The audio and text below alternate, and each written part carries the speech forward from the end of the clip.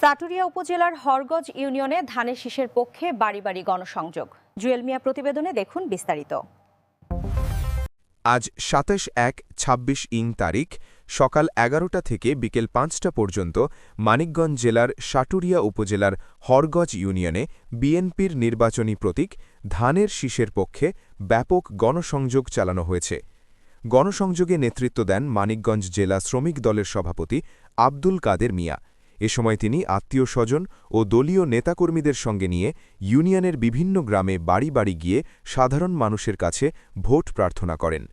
গণসংযোগকালে তিনি মানিকগঞ্জ জেলা বিএনপির সম্মানিতা আহ্বায়ক এবং ৩ আসনের প্রার্থী আফরোজা খান রীতা আপার পক্ষে ধানের শীষে ভোট চেয়ে লিফলেট বিতরণ ও জনসংযোগ করেন। এ সময় তিনি দেশনেত্রী বেগম খালেদা জিয়া ও বিএনপির ভারপ্রাপ্ত চেয়ারম্যান তারেক রহমানের বার্তা জনগণের কাছে তুলে ধরেন।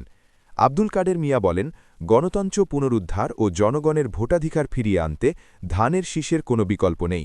সবাইকে ঐক্যবদ্ধভাবে ধানের শীষের পক্ষে কাজ করতে হবে।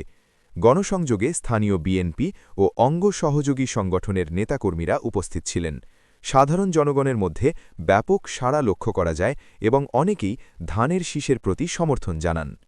আমাকে কথা দিয়েছে আমি আবারও এখানে আসবো।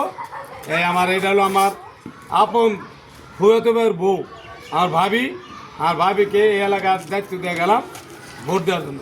ধন্যবাদ। আমার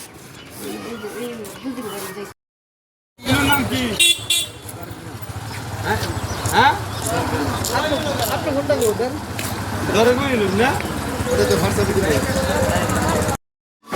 আমি মানিক জেলা শ্রমিক দলের সভাপতি, আমার আব্দুল কাদের।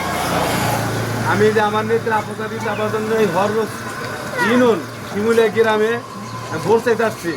সবাই আমার নেত্রীকে ধান ভোট দিবেন, ঠিক আছে ভাই? দেবে না ভাই? আবার কম পক্ষে 200-300 ভোট পারা।